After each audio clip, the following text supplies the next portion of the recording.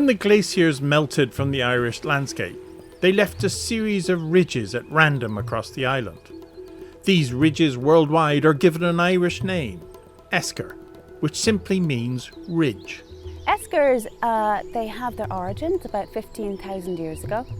And when the glaciers were moving through Ireland, there were gaps between some of the ice domes. And within those gaps, some underground rivers would have started to form. And just as with any river you see today in the modern period, you would have had sediments falling to the bottom of that river, gravels and sands, etc. So when the glaciers subsided, what we have left is these ridges of sand and gravel.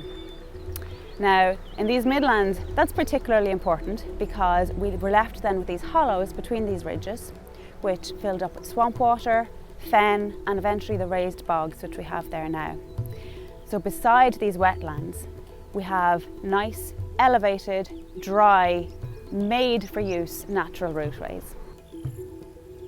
They probably would have first been used as routeways, probably the Bronze Age, possibly as early as the Neolithic period. You have to remember as well that up until about the 16th century in Ireland, we would have been mostly covered in woodland, deciduous woodland, mostly oak woodland. So at that time, that would have impacted quite a bit on visibility. So if you have a natural feature like this that you can follow, you have it firmly fixed in your mental map of how you're going to get where you're going, they're fairly straight a lot of the time, then it creates this nice, easy routeway for you to walk on. The Esker Riada, or Esker Road, became one of the important byways for the ancient Irish into medieval times for travelling across the island. They also developed new roads, maintained and graded them, just as we do today.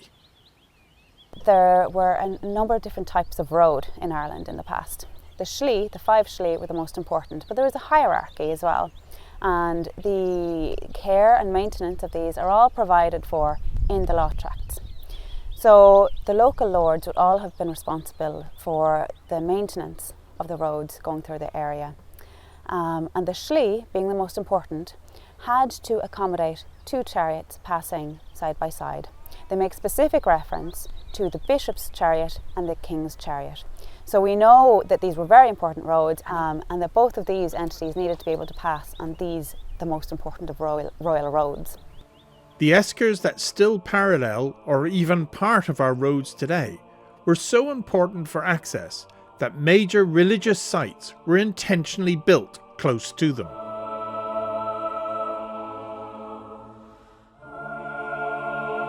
A lot of the historic books that would have been written in monasteries such as Clonmacnoise would record that they followed the Esker. And Durrow and Clonmacnoise in particular are very important monastic sites which you find along the Slí Mór and the Esker Riada.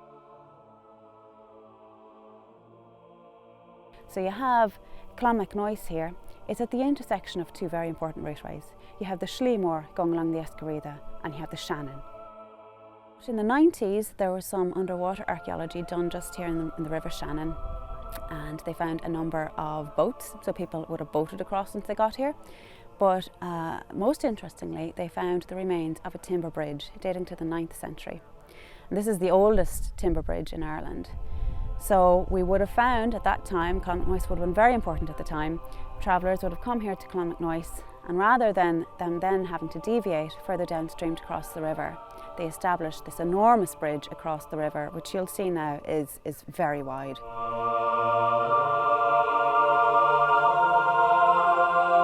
At the time in early medieval Ireland, there were only a handful of occasions that most people were allowed to travel. In general, the only people that could travel were your nobility, your clerics and your professional classes.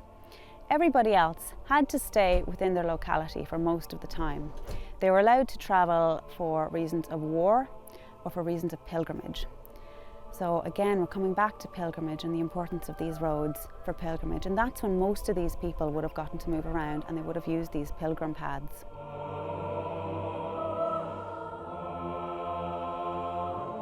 No, there's quite a lot of local memory preserved, particularly the Pilgrim's Road. There is local memory of it being used as a pilgrim path, and that it's a very old roadway where it's associated with the monastic settlements.